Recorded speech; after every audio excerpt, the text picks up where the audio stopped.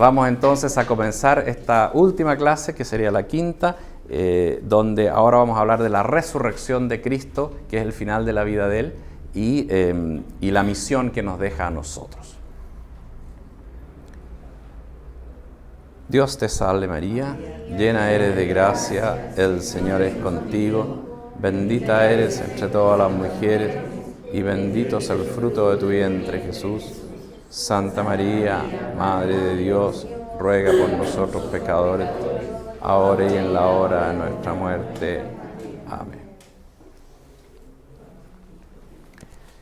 Se podrían tratar muchas cosas más. Esto es solo un curso de 5 clases donde elegí temas más centrales. Quedará mucho pendiente para otra escuela de verano.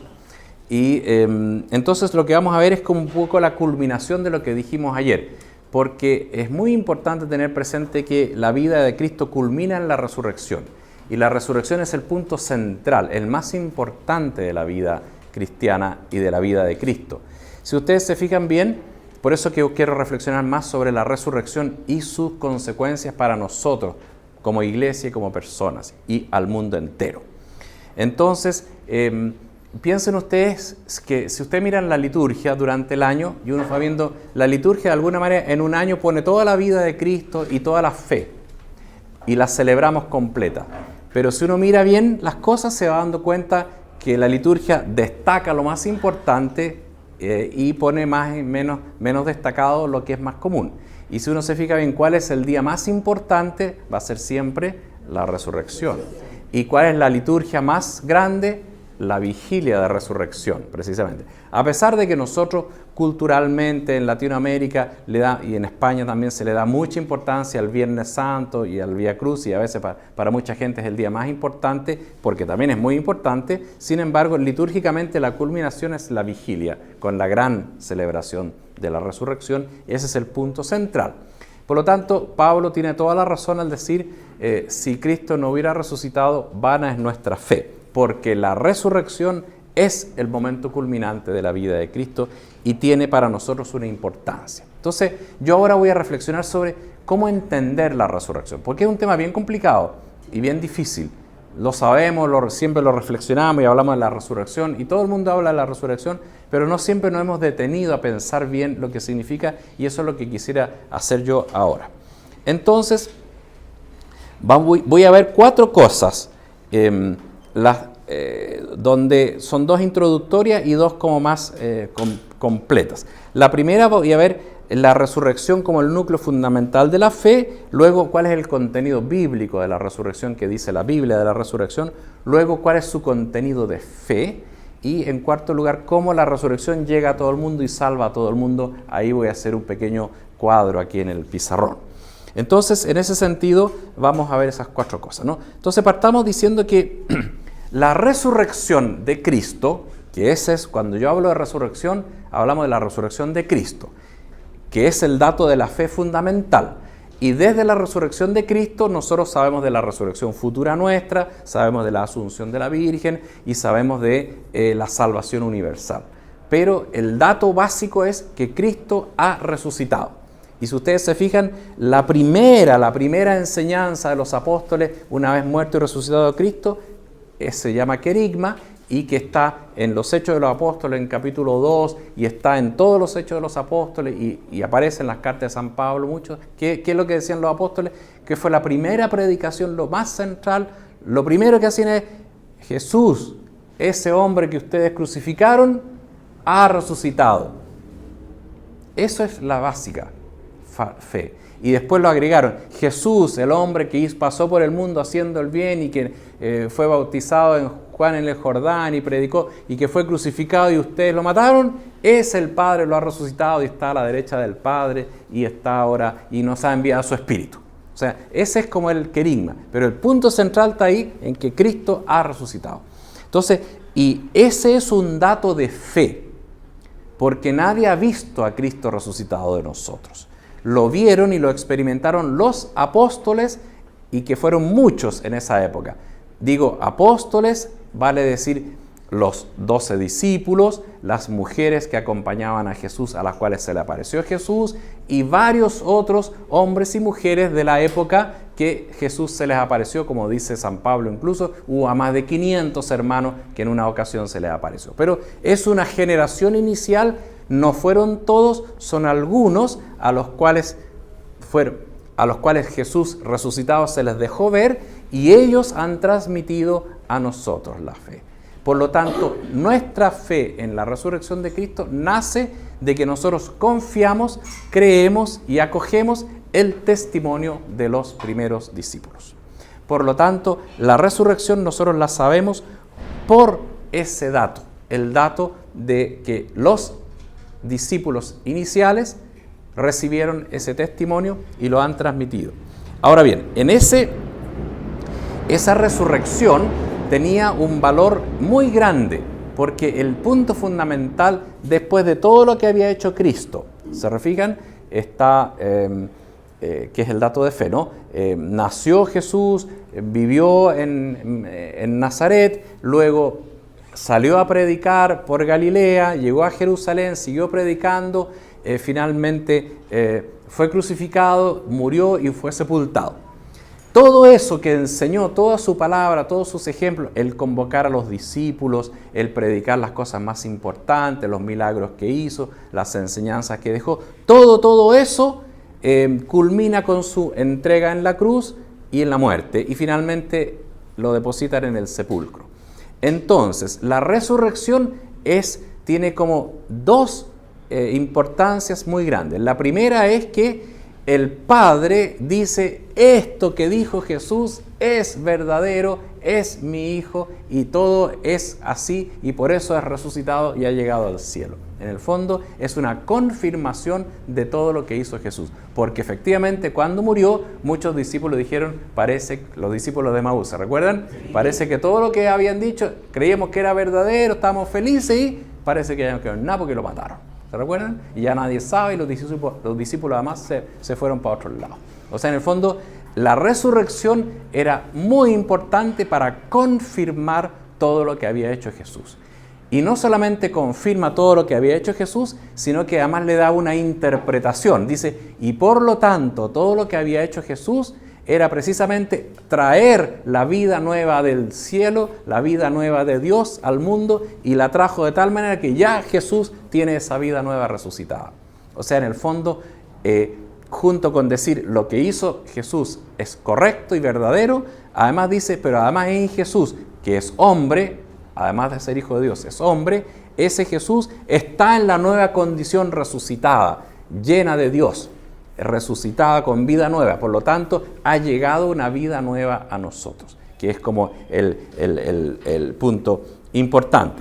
Y en ese sentido, lo que está diciendo allí, porque un resucitado, Jesús resucitado, fíjense usted, ¿qué es lo que es Jesús resucitado? Jesús resucitado es ya eterno en el cielo, pero se aparece aquí a los discípulos. Por lo tanto, es lo eterno, lo definitivo, se le llama lo escatológico. Lo escatológico es lo definitivo, es como estar en el cielo.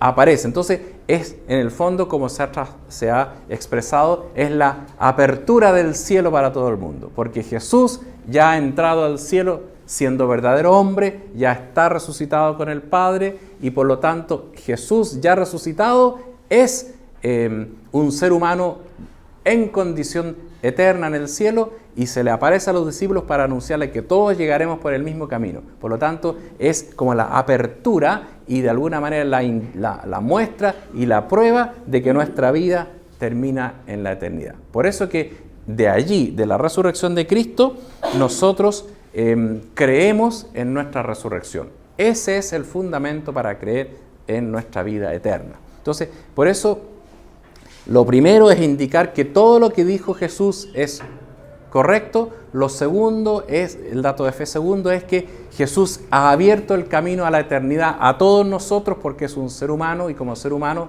entonces todos nosotros ya podemos llegar al cielo. Y lo tercero, que es muy importante, que los discípulos siempre dicen, se apareció Jesús envuelto en su gloria. Lo vimos en su gloria. La palabra gloria es un sinónimo de divinidad. O sea, lo vimos envuelto en la divinidad. O, de otras palabras, lo vimos manifestando su divinidad, su ser divino. Por lo tanto, también es una confirmación de la divinidad de ese hombre que conocimos en Jerusalén. Que es muy importante, porque que era hombre lo sabían todos. Era cosa de verlo nomás. Pero que era Dios era más difícil saberlo. Y cuando lo ven resucitado, rodeado de la gloria de Dios, o sea, lo ven como divino, como hijo de Dios, como divino, entonces se confirma que es el Hijo de Dios. Entonces, vean ustedes que esa experiencia de la resurrección tiene 3 datos básicos para nuestra fe, que es que Dios ha venido al mundo en Jesús, que nos ha dejado una enseñanza absolutamente válida, que esa enseñanza, lo tercero, nos abre las puertas para llegar a juntarnos con Dios. Entonces, para llegar al cielo, como decíamos recién, llegar al cielo significa estar con Dios, estar en condición divina. Ahora, tengan presente que con esto, y vamos a ir ver después las otras consecuencias, esto significa que cuando uno se encuentra con Dios, Dios lo transforma a uno. Porque lo que vieron de Jesús resucitado, en el fondo era que se había totalmente traspasado por lo divino. Así también nosotros cuando vayamos al cielo seremos traspasados por lo divino y seremos totalmente glorificados. ¿Se han fijado que dice glorificar? Ahora, lamentablemente la palabra glorificar después pasó a ser como medio, diríamos que se ensució un poco con una gloria humana. Hay que glorificar, hay que hacerle reverencia a la gente y el caballero o al Señor, y uno tiene que hacerle así, ¿no es cierto? Pero eso, entonces es como tener que rendirle un cierto vasallaje a otro. Eso no es la gloria de Dios. La gloria de Dios es otra cosa. La gloria de Dios es su santidad, su divinidad, su amor que se entrega. Entonces está rodeado de su gloria, está rodeado de su bondad, de su amor, de su entrega, y nosotros somos glorificados, es decir, nosotros somos llenados de esa misma gloria. Y tenemos que rendirle gloria, quiere decir reconocer esa condición divina de Dios. Ese es como el sentido que tiene la gloria. Entonces, para que sepan, eso es el primer dato fundamental de la fe. Ese es el sentido.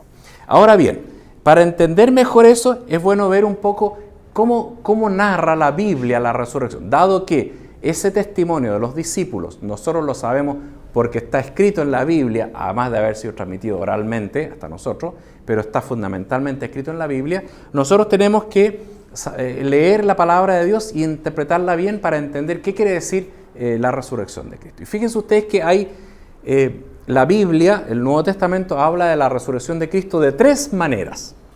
La primera manera es la que yo acabo de decir, que es anunciarlo. Jesús, el que había muerto, ha resucitado. O sea, hay frases querigmáticas, hay predicaciones. Querigma quiere decir anuncio, ¿no? Entonces, anuncios gozosos, anuncios que manifiestan algo bueno. El querigma siempre es un anuncio salvador. El querigma era cuando el rey mandaba un edicto de salvación o un edicto de perdón. Entonces llegaba el enviado, y entonces llegaba a la plaza y abría el papel y leía el indulto. Ese era un querigma, ¿no? Aquí están todos salvados, aquí están perdonados de no sé qué cosa. Es un querigma. Eso es el querigma. Entonces es el anuncio. Aquí ha habido algo maravilloso. O sea, la primera frase que encontramos en Pablo y en los Hechos son frases que indican un anuncio, que es una verdad segura, porque ellos lo vieron. Entonces, ¿de dónde lo sacaron? De que lo vieron. Eso es todo el punto. El punto es que, y entonces ese es el primer dato, el más fundamental, el básico, que los apóstoles que vieron a Jesús resucitado anunciaron que estaba resucitado. Y eso es el querigma de la resurrección. ¿Y cómo lo sabemos? Porque lo contaron. ¿Y cómo sabemos que es verdadero? Porque les creemos. ¿Y por qué les creemos? Porque la vida de Él lo demostró hasta dar la vida, y porque el anuncio de Él encuentra eco en mi vida y me doy cuenta que en realidad eso le da sentido a todo lo anterior. ¿Se fija? O sea, entonces, pero finalmente es un acto de fe. Y puede que alguien no lo crea, y bien, pero nosotros sí lo creemos. Esa es una forma. Luego los evangelios, porque si ustedes se fijan, los hechos de los apóstoles, lo que narra son puro querigma. Y las cartas de San Pablo son puro querigma en general, o sea, anuncio, esto es, lo dan como un dato básico. No hay más que explicar. ¿Se fijan? No hay nada que explicar. Simplemente es así, los hechos de los apóstoles. Y en general también San Pablo, sus cartas, ¿no? Ahora, los evangelios le dan un poco más de tiempo y entonces utilizan otro género literario, que es la narración. Y narran como lo que pasó un poco, ¿no? Y eso se llama narración. Entonces, cuentan toda la historia y cuentan distintas historias de cómo fue. Entonces, van narrando que fueron las mujeres al sepulcro y que estaba vacío el sepulcro. Y entonces, después aparecieron unos ángeles y le dijeron, no está aquí, ha resucitado. Y después, entonces, María Magdalena sale y se encuentra con alguien y cree que es el jardinero. Y después el jardinero le dice María y entonces, la reconoce, es Jesús resucitado y desaparece. Y después otra narración, van los discípulos caminando para Emaús y un peregrino empieza a caminar y le empieza a hablar de que en realidad esto está anunciado en la antigüedad, en la Biblia, y luego se detienen y parte el pan y ahí lo reconocen y desaparece.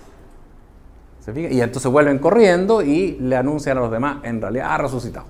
Son narraciones donde muestran que el sepulcro está vacío y otras narran que se les apareció Jesús de distinta manera. Entonces, las narraciones van narrando la misma verdad y van explicándola con todas estas cosas que cuentan, ¿ya? Entonces, de repente, a eso voy ahora. Entonces, están los discípulos. Son narraciones de cosas que ocurrieron, obviamente, pero las narran. No solamente dicen Jesús ha resucitado, sino que hago una narración. Entonces, y narro eso y dice, y estaban los discípulos reunidos y se aparecen entre medio de Jesús, pasa a las paredes y aparece.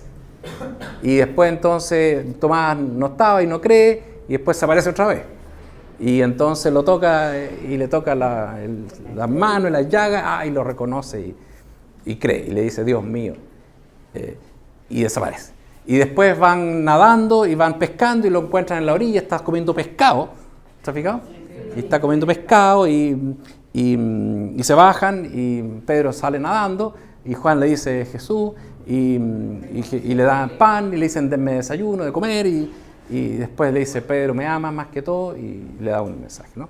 Entonces, todas las narraciones están narradas para mostrar que se les apareció Jesús resucitado, pero obviamente las narraciones humanizan la historia, la humanizan para que uno la entienda bien, porque uno tendría que decir, si no, a ver, no entiendo cómo es esto, a ver, le tocan la llaga, pero después pasó por la puerta, entonces, después lo confundió con un jardinero, pero ¿cómo no lo reconoció? No sabía, María Magdalena la conocía harto bien, y después no lo reconoce. Entonces, en el fondo, son maneras de decir que la experiencia con Jesús era muy particular, ¿se fija? Era muy especial, que ahora la voy a explicar, pero lo narran de una manera que todo el mundo entienda, ¿ya? Entonces, cada una de esas cosas que narran son una explicación teológica de lo que ocurre con la resurrección. ¿Me captan lo que quiero decir? Entonces, lo que quiero decir es que le tocan las llagas, quiere decir que tiene cuerpo, que es el mismo cuerpo. Pero se pasa por las paredes, quiere decir que está glorioso. ¿Te fijas?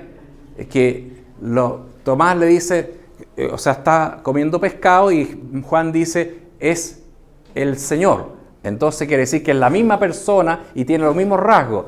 Pero María dice, es el jardinero. Quiere decir que está tan glorioso que en realidad es distinto. ¿Me captan, no? Sí.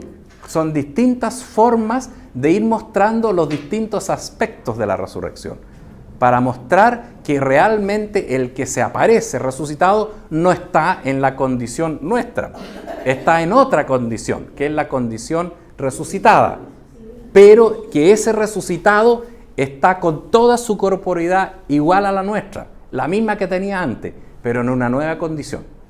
¿De acuerdo? Entonces, por eso es que las narraciones son muy importantes, pero no hay que quedarse en la materialidad de la narración, sino que en la enseñanza que hay tras la narración. Porque está narrando un acontecimiento verdadero, pero obviamente lo tratan de explicar de una manera que entienda, porque si no, ¿cómo va a explicar que era Jesús el mismo, pero que además era distinto? O sea, al final nadie entiende nada, ¿no es cierto? Entonces lo tienen que hacer de una manera que pueda entender todo lo que quiere decir. O cuando dice, bueno, pero es corpóreo. ¿Qué quiere decir corpóreo? Que lo toco o no lo toco, o sea, ambas cosas. Entonces lo explican de estas maneras para que se entienda bien. Entonces ahora, tercer lugar, dicho eso, yo voy a explicar a partir de todas estas cosas, de las narraciones y de las enseñanzas, el contenido teológico, o sea, lo que realmente significa todo eso, que nos hace comprender mejor cómo es la resurrección. ¿Estamos claros? Entonces, más o menos voy a decir como unos 10 o 12 como enseñanzas, ¿no? Uno es lo que yo acabo de decir. Tengan mucho cuidado de no entender las narraciones quedándose en la materialidad de lo que dice, ¿no? ¿Me entiende usted? Porque si aparece y desaparece, bueno, ¿es visible o no es visible? No, es que las dos cosas, ¿no? Entonces, ojo, y es lo primero, que las narraciones quieren narrar a modo muy... Por ejemplo, cuando vas a ascender al cielo, creo que este es el mejor ejemplo. Están mirándolo y de repente conversa con ellos, Hechos de los Apóstoles 1 o Lucas 26 al final, ¿no es cierto? Entonces conversa con él los envía, le dice vayan a predicar, y entonces en ese instante ven que se empieza a elevar y va elevándose y una nube lo tapa.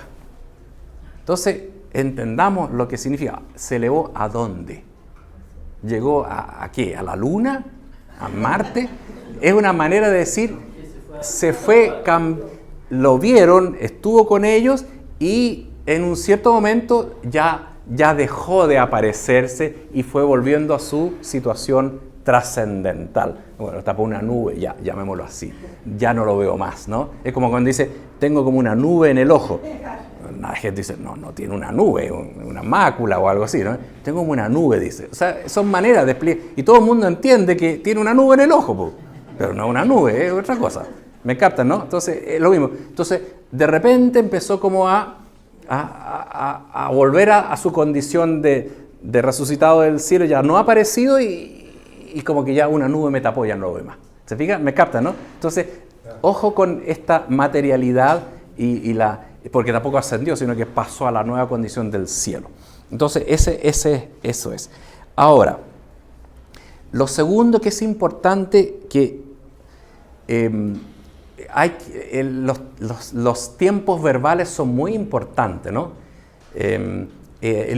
Nosotros usamos poco la voz pasiva, pero eso es muy importante en la teología, la voz pasiva, ¿no?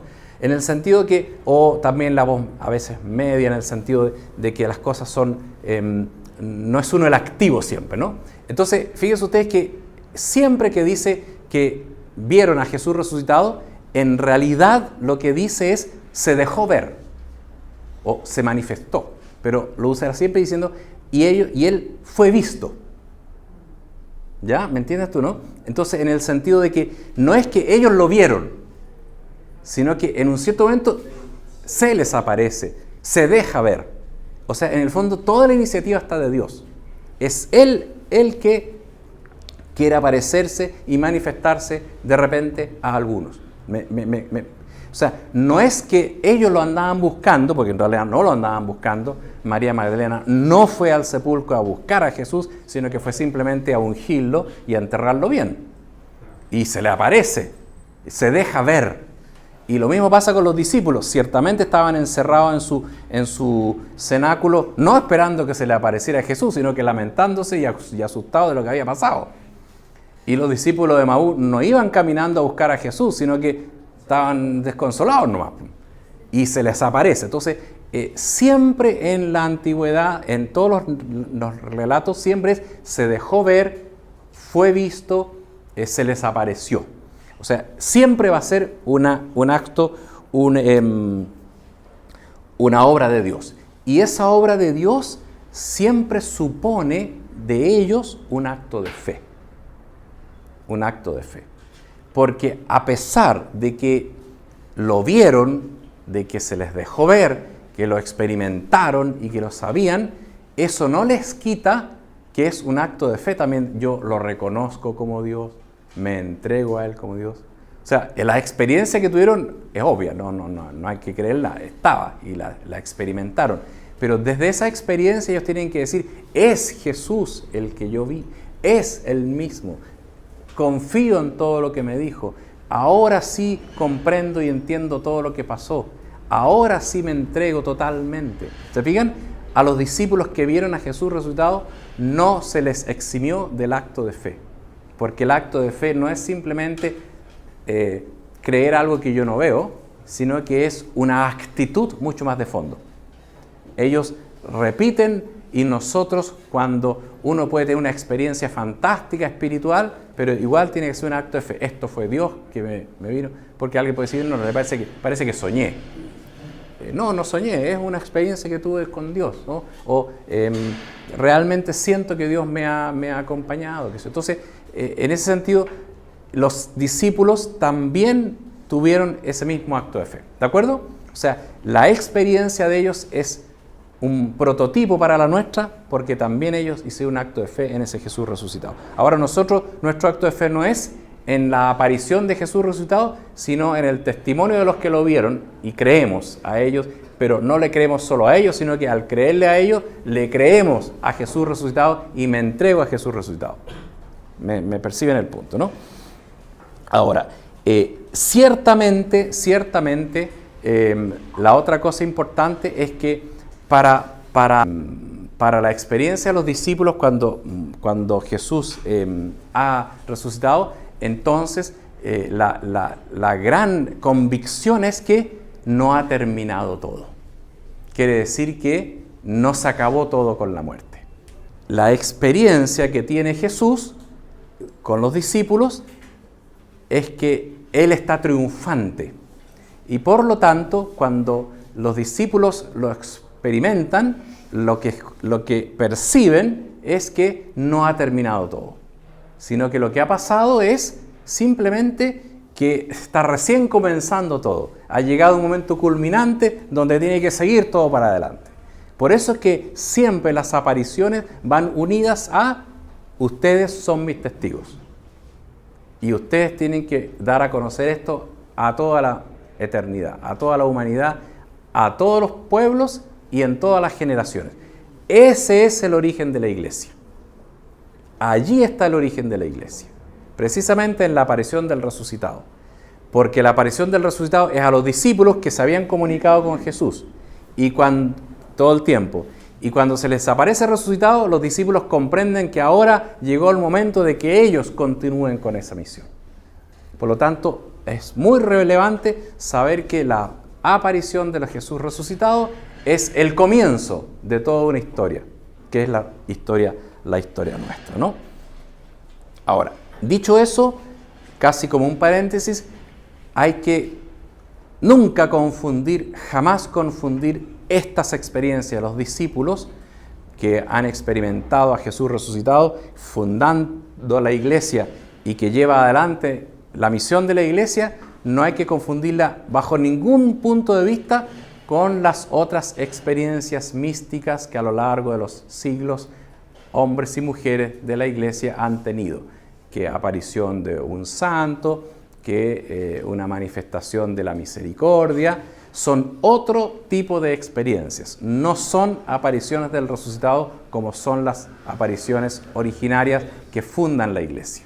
Estas son experiencias personales de los santos que tienen un encuentro con Dios como podríamos tenerlo todos nosotros en la oración, solo que nosotros los tenemos tal vez menos visible, menos, diríamos, sensible, pero es lo mismo que tenemos nosotros. Lo de ellos, lo de los místicos, es un grado más fuerte de lo que es la oración común cristiana, de que uno sabe que se encuentra con Jesús, uno escucha a Jesús, ¿no es cierto?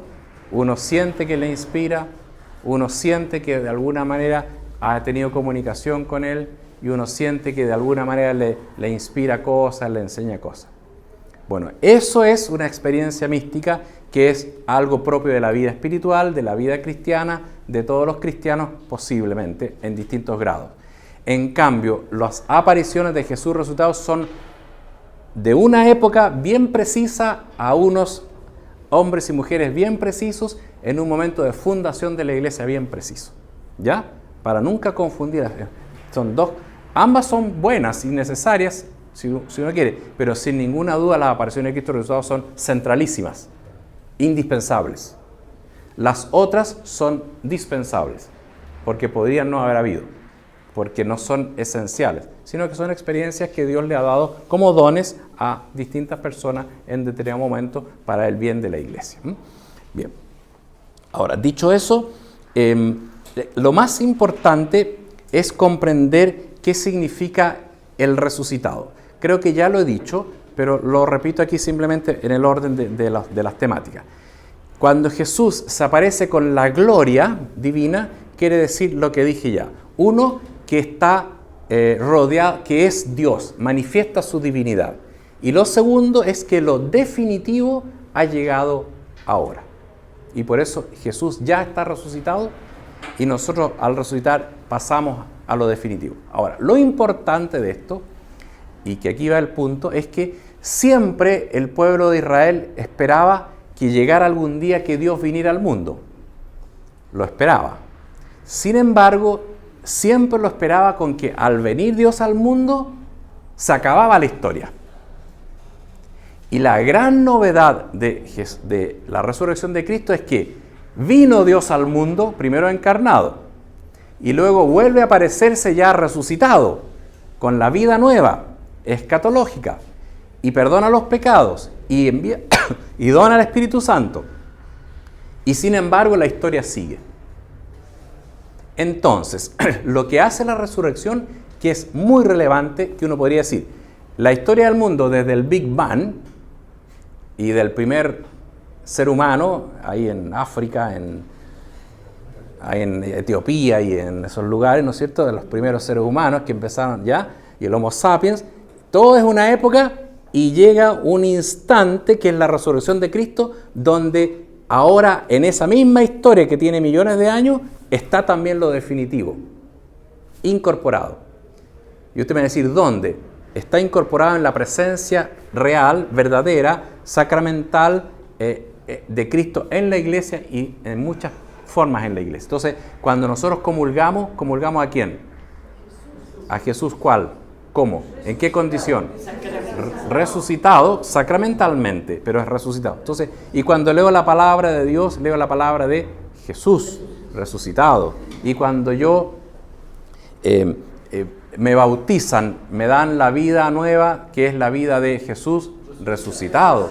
Por lo tanto, lo resucitado, lo escatológico, lo definitivo, está en la historia de ahí en adelante. Y esa es la misión de la iglesia. La iglesia está para eso, para anunciar y hacer presente lo escatológico ahora en la historia. Por eso existe la iglesia. Y por eso fíjense ustedes que si leen los Hechos de los Apóstoles, capítulo 1, cuando se le aparece Jesús a los discípulos le dicen, ya, ahora vas a instaurar el reino de Dios. O sea, ahora ya llega el fin del mundo. Porque lo vieron resucitado, dijeron, ahora viene el fin del mundo. Eso es lo que pensaban. Y Jesús le dice, cuando venga el fin del mundo, no saben, nadie lo sabe. Lo que es importante es que ahora ustedes son mis testigos hasta el fin del mundo. ¿Te fijas? Lo que pasa ahora es que lo definitivo se metió a la historia y entonces nosotros tenemos que anunciar y transmitir sacramentalmente lo definitivo hasta que llegue la segunda venida. ¿Ya? Entonces, es muy central este punto y tienen que tenerlo siempre presente. Entonces, en ese sentido, la resurrección de Cristo, una vez más, no tiene nada que ver con, por ejemplo, la resurrección de Jairo, del hijo o de la hija de la viuda o de Lázaro. Ellos volvieron a la vida y luego de unos años murieron. Siguieron viviendo tal cual como antes. No tenían nada resucitado. Era solamente que la muerte se les atrasó un poco más. Habían muerto, pero en realidad no murieron, sino que siguieron y murieron. ¿Me captan, no? O sea, es otra cosa. Es totalmente otra cosa. Para que nunca lo tengamos. Ahora, lo que pasa es que la resurrección de Lázaro es un signo de que Jesús diciendo, con esto estoy anunciando que viene la resurrección. Pero él mismo no está resucitado, sino que volvió a la vida y volvió a morir. Ahora, Otra cosa que enseñan los apóstoles y que es muy importante es que todos vieron, y Pablo en particular, vio a Cristo sentado a la derecha del Padre. Que es una frase que uno dice, ya, está bien que esté sentado a la derecha del Padre, puede estar sentado a la izquierda también, o podría estar de pie, ¿no? Pero no, ese no es el sentido, ¿no? El sentido es otro. El sentido es que siempre a la derecha de alguien, y eso en los banquetes también, el que está a la derecha es el más importante. O sea, el dueño de casa pone a su derecha al top, al más importante.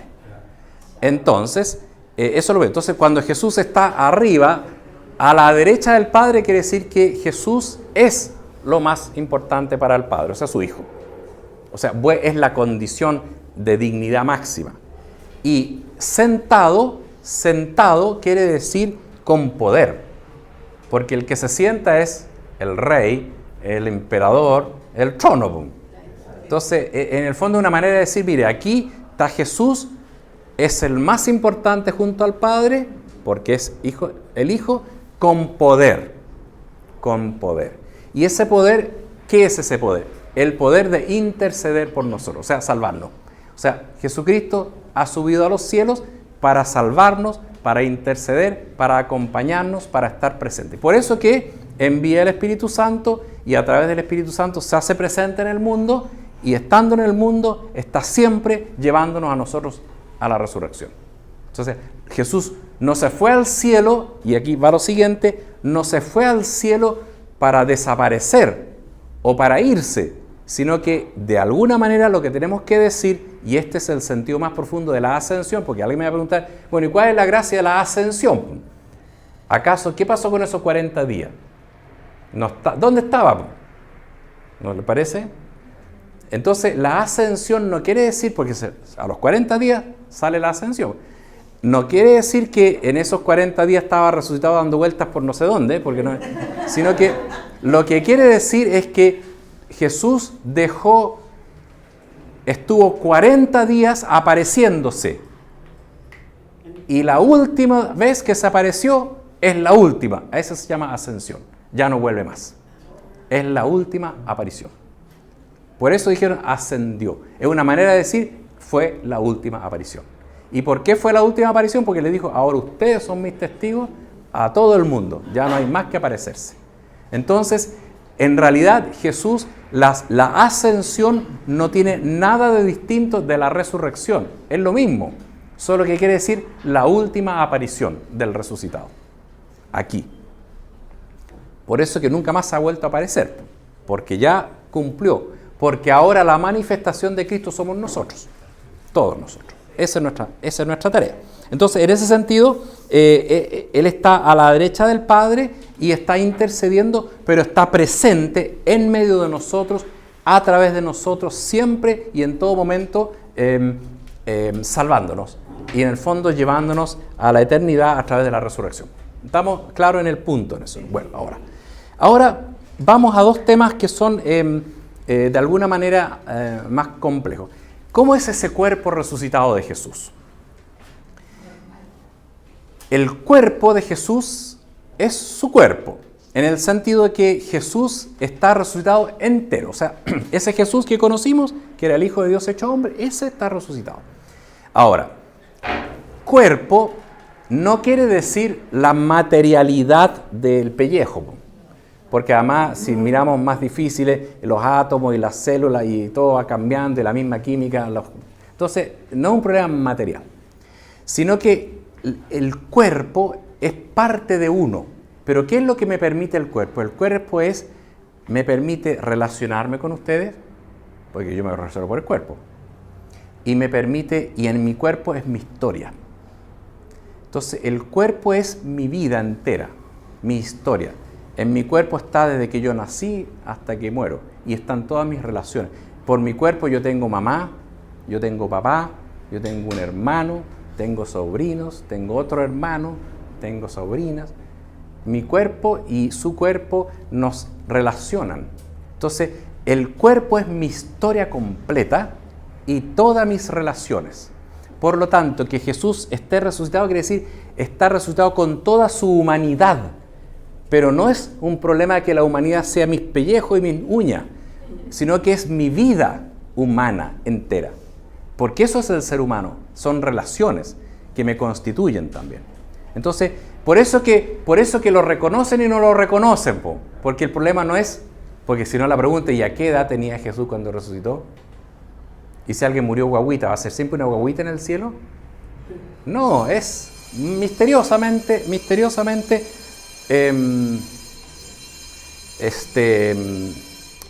misteriosísimamente, diríamos, el mismo, con todas sus características humanas, pero totalmente renovado. ¿Me captan? Esa es la corporeidad. Entonces, por eso que come pan, para decir que es cuerpo, pero a la vez es misterioso porque desaparece. Lo que quiere decir es que es el mismo Jesús que conocimos. Por eso tiene las llagas. Pero está en una condición totalmente renovada. Pero es Él con toda su relación. Por eso lo reconocen, por eso le dicen maestro, y por eso Jesús le dice a María Magdalena, María. Porque la relación no se perdió. Era su discípula, sigue siéndolo.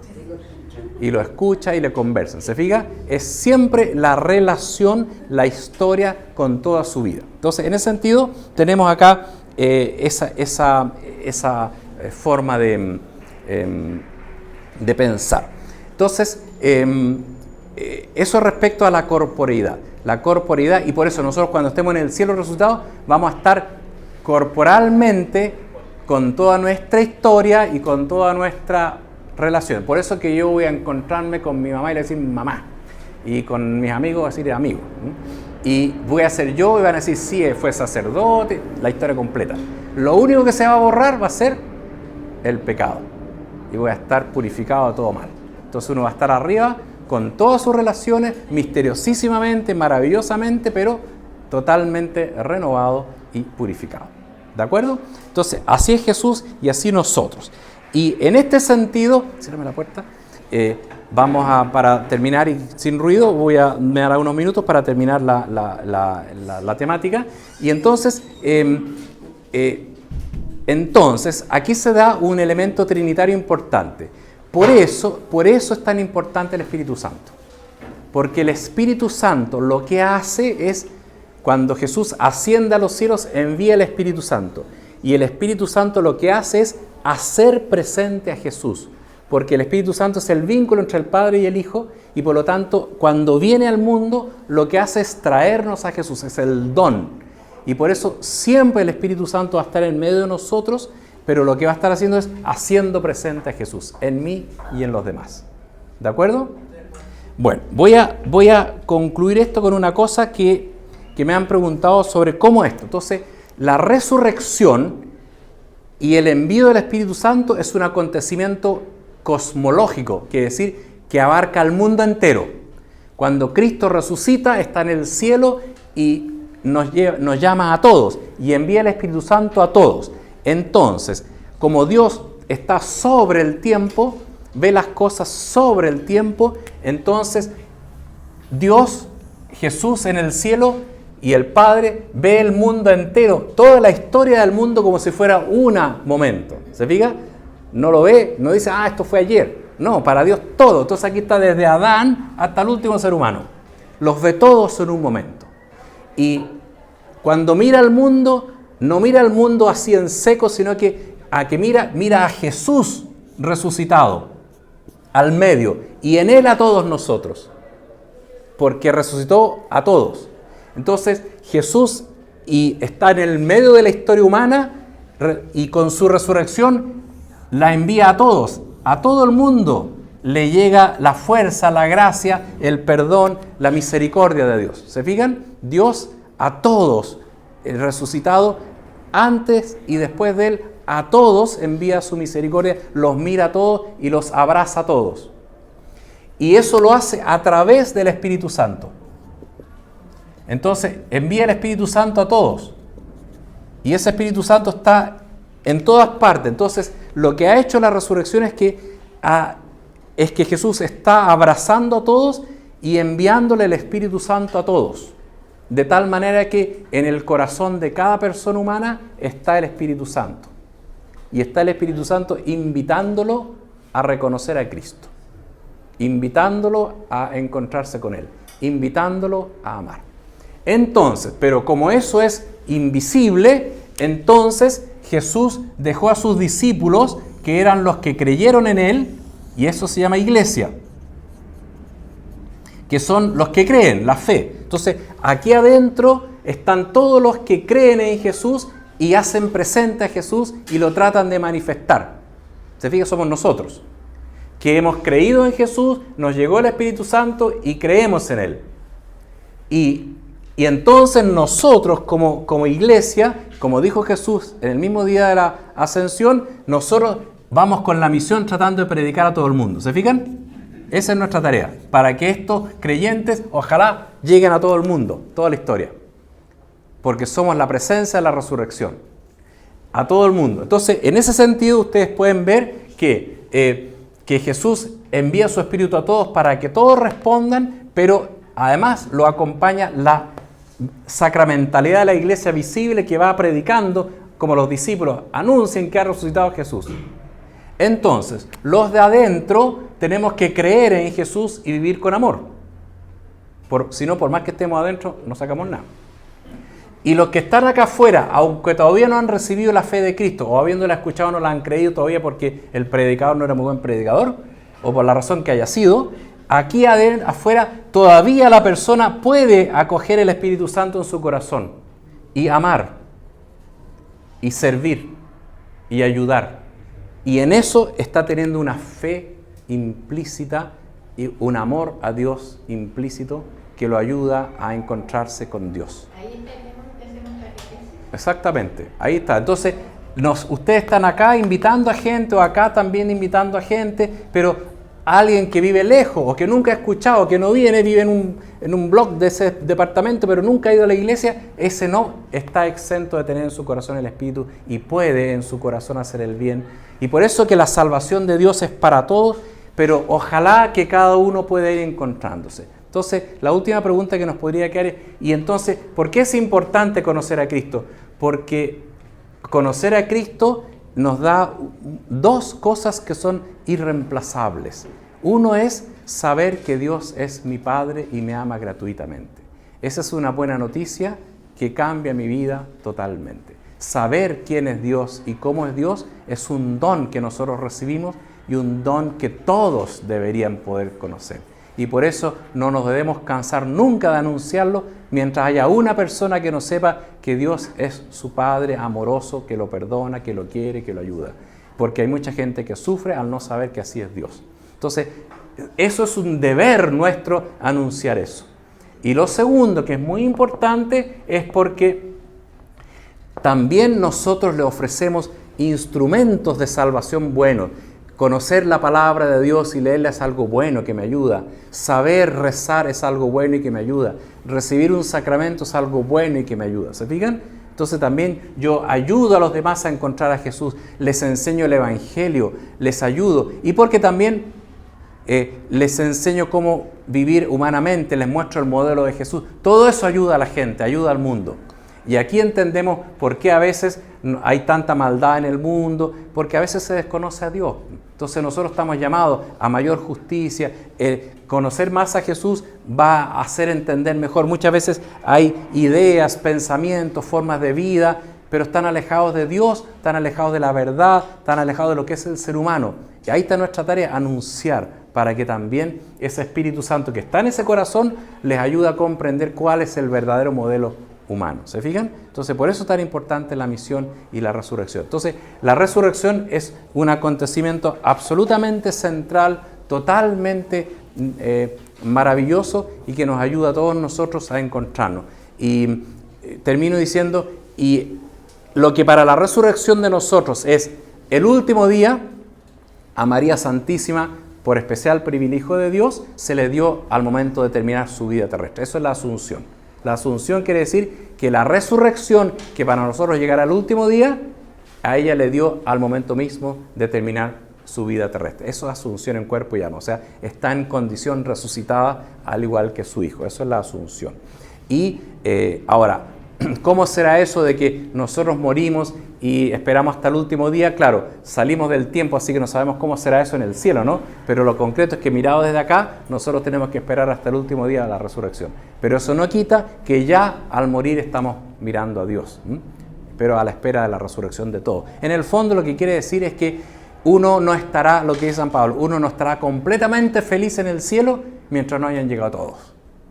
¿Te fijas? O sea, en el fondo, yo voy a llegar al cielo, pero todavía hay gente que, entonces, todos tienen que llegar, porque todos son importantes para mí, todos son esenciales, todos son necesarios, ¿no? Entonces, en ese sentido, y si ocurriera algo que alguno no llegara, va a ser una cosa muy triste para todos, pero de alguna manera misteriosa en el cielo, eso no sabemos cómo se va a hacer, que de alguna manera no nos quitará nuestra felicidad, pero de alguna manera también es un deber nuestro que nadie deje de estar ahí, porque es un regalo inmenso y daría mucha pena que alguien no llegara, ¿no es cierto? Entonces, de ahí que nuestra tarea es la misión, siempre, siempre, siempre. Entonces, vamos a terminar ahora y yo les agradezco el curso, les digo que lo he gozado también con ustedes y para ustedes espero que también les haya sido útil, sobre todo para su propia vida, para su propia misión y para su amor a Dios y al prójimo, ¿no? Así que les agradezco mucho y vamos a terminar con la bendición del Señor. No pueden permanecer sentados y yo les voy a dar la bendición. Que el Señor esté con ustedes. Que Dios Todopoderoso, que es rico en misericordia y nos ayuda en toda nuestra vida, los bendiga y los acompañe siempre en el nombre del Padre y del Hijo y del Espíritu Santo. Amén. Muchas gracias por todo este curso.